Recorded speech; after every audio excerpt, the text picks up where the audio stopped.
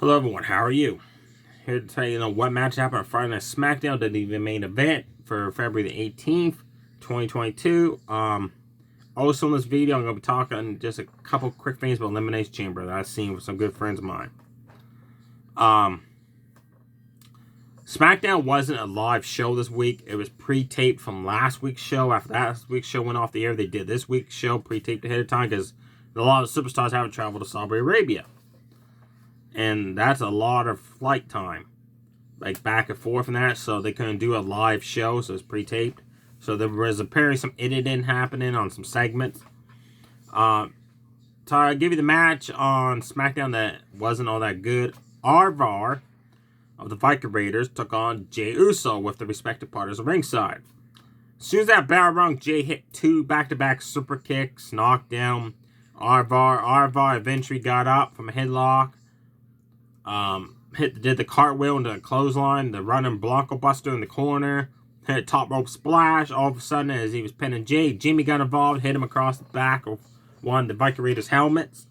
That allowed Eric to get in, and he grabbed the helmet, and he just leveled Jimmy Uso with that helmet blow. The Usos retreated up the ramp at an Elimination Chamber.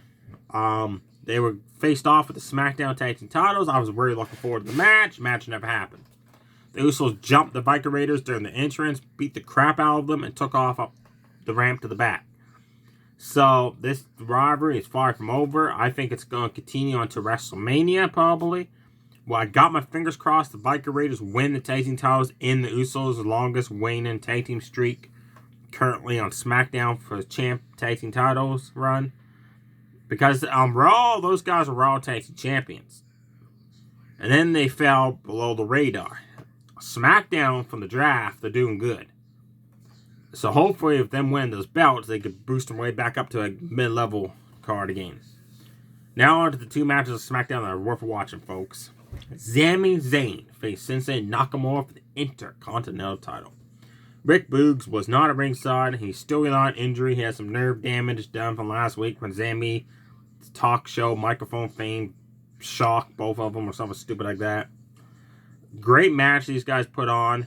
Nakamura at one point went for King Sasuke. Sami countered it and moved out of the way and hit Blue Thunderbomb for a 2.5 count. Like, that was close. I thought that match was over then.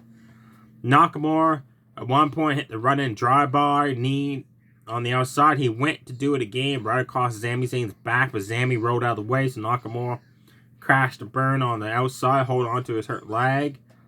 Again, outside the ring, they're fighting. He went to hit Sami Zayn again with a running knee. Sami moved out of the way. Nakamura crashed to burn into the steel ring steps. I think Nakamura will learn his lesson, but he doesn't. A third time, he goes for a running knee or running kick. Sami again counters it. And this time, he slams Nakamura's hurt leg 3 times across the ring post. Nakamura eventually got some nice kick strikes in. He did a run-in snap German suplex he does when he runs, snap suplexes him, and he lands outside. Nakamura does. That's just an amazing move he can do. He had a top rope kick, knocking down Sami Zayn. He was doing this with his good leg, by the way. Nakamura went for King Sasuke. Sami again countered it by moving out of the way. Sami sent Nakamura to the outside. Then Sami Zayn went outside, went to do that move he does where he runs and he goes through like the middle and top rope, like the break between the ropes. He goes right through that turnbuckle part there, and he hits a DDT. Well, Nakamura caught him, folks, and just leveled him with a swift kick. Back of the ring, Nakamura went for a roundhouse kick, and Sami grabbed hold of his leg, then kicked the bad leg out from under him, and pinned him for the 1-2-3. Really good match, but weird finish. Sami Zayn's your new Intercontinental Champion. Apparently, Johnny Knoxville, Sami Zayn is set for WrestleMania this year. Like, who the hell wants to see Knoxville versus Sami Zayn for the Intercontinental title? Like, the segments between now and then, they're funny, but like that's only so much of those you can do before the fans start realizing, oh boy, like, yep, this lost interest. Like my good friend Chris Gocher said, I would like to see Sami Zayn defend the Intercontinental title against Rick Boogs. So maybe that might happen at WrestleMania instead. Probably not, but let's see. The other match on SmackDown, awesome match. This match started off the show. Ricochet took on Sheamus with Ridge Holland ringside. Ricochet started hitting some kicks to Sheamus' ribs. In midsection, Sheamus answered back with the Irish Curse backbreaker. Friggin' Alabama slam the holy shit out of Ricochet. Ricochet just bounced with that Alabama slam. Ricochet got back into it. Hit a spin around DDT. A springboard elbow off the ropes. Some punches. Then he got Sheamus outside. He went through the suicide dive through the middle rope. Sheamus caught him and overhead tossed him over the announce table. That looked nasty how he just bounced on the announce table and rolled, hit the chairs. Sheamus had a way with Ricochet for quite a while. Again, just worked on his back, his midsection, 10 beats of the Bowery. Had top rope clothesline. Ricochet eventually got back into the fight.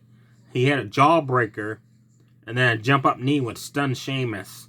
And then he had a top rope Spanish fly. That was amazing to see Ricochet hit that on someone as like strong and tall and built like Sheamus. Because usually you see Ricochet do that to like with high flyers, not to someone like Sheamus. Sheamus went for the bro kick. Ridge Holland got up the ring apron to help Sheamus, but it backfired, and Ricochet caught Sheamus with the recoil for the 1-2-3. After the match, Sheamus shoved Ridge Holland down on the mat and yelled at him and walked away. I hope this doesn't lead to Sheamus versus Ridge Holland, because these guys just started becoming a tag team. But we all know Vince McMahon loves people that like them as a tag team, so I don't like them, we'll split them up, and then he puts people as a tag team nobody what the hell wants to see. So no, Vince McMahon, these guys are probably going to end up fighting each other. So that's it for the SmackDown matches. SmackDown only had 3 matches, but definitely worth 2 checking out. Ricochet vs. Sheamus, Nakamura and Sami for the title. On to main event. Tommaso Ciampa from NXT took on Raw's T-Bar. These guys locked up. Both guys exchanged clotheslines. Tommaso Ciampa had to hit 3 running clotheslines in a row to finally knock T-Bar down. T-Bar just blasted him with 1 clothesline level to Ciampa. Tommaso Ciampa at one point started hitting like the Ric Flair chops and backing T-Bar into the ropes, just chopping away at him. T-Bar answered back, just big boot Tommaso Ciampa right in the back, knocked him down. T-Bar went for high justice. Ciampa countered it, hit a jump up knee, then pinned him with an inside cradle for the 1-2-3. It was a short match, nothing really exciting happened. But after the match, T-Bar's expression when he realized he lost was hilarious. I'm going to try my best to find that as the intro picture of this video. If not, I apologize. The other match on main event. Veer Mahal. Big fan of Veer. He took on Apollo Crews with double car ringside. It's a shame what they've done to Apollo Crews, folks. Like on SmackDown, I got a freaking Intercontinental Champion. Feuding with Big E, Nakamura over the top, Sami Zayn. And now he's on Raw, and you hardly never see him on TV. You hardly never competes. When he does, he loses. Like that tag match that they lost against Street Profits in Meta Minutes. Like, what the heck was that?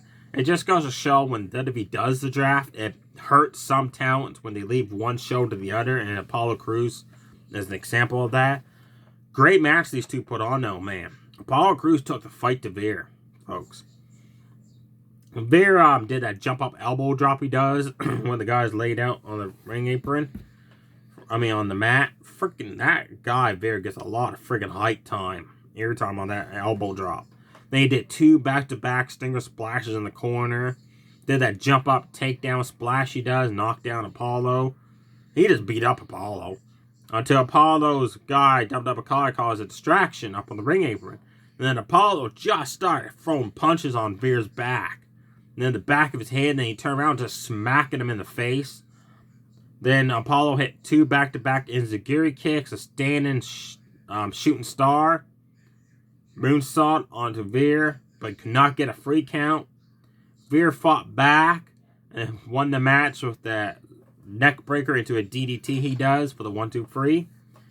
There you have it, folks. Definitely check out Ricochet versus Sheamus, Nakamura versus Sami, and definitely check out Veer versus Apollo Crews on main event if you can find it.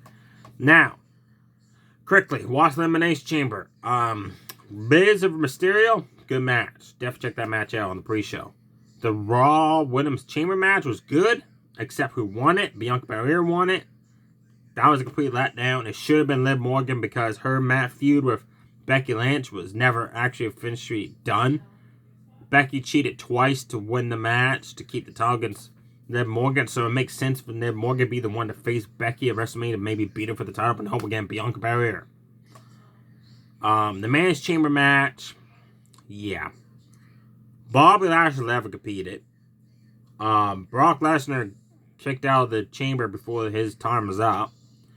And you could tell once he got in the match, like AJ Styles, Seth Rollins, Austin Theory, Matt Riddle, you could tell the four of them was like, oh, okay, yep, we're done. What the hell is putting on a good match? And of course, Brock Lesnar eliminated every single freaking one of them, like I knew he would. The only cool part was the F5 off the top of a chamber pod he did to Austin Theory. And that is how you get out of the elimination chamber pod. So I don't know why Bobby Lashley was put in the chamber. Apparently, the rumor is he needs shoulder surgery or a setup for maybe, I don't know, a match I'm hoping for WrestleMania between Brock instead of Brock versus Roman. But, or like a triple threat, but I probably won't. They probably just did that so it looked like Bobby Lashley to be safe, but that doesn't. It just shows that he should have competed and that WWE has no faith in him as champion. So hopefully it is true that he is injured. That will explain why he didn't compete inside the chamber. He was taken to the back. The other matches, Elimination Chamber, not very good matches. Also, at Elimination Chamber, the man said he was calling somebody to help him against the Mysterios. Who do you think below you think that is? Is it A, John Morrison, Johnny Drip Drip? Which won't make sense because now that I think of it, Miz and him broke up and they're going to have a feud, but Miz went with Dance of Stars, so they released Morrison. Is it B, going to be their debut of Cody Rhodes back to WWE? That might be interesting. It might be Paul Logan, which I've heard, which I have no interest in whatsoever. Or could it be somebody else that's already on the show that he's calling for help? Let me know below who you think it is Miz is calling to help him against the Mysterios. There you have it, folks. Stay safe. Everybody. Too sweet. Bye.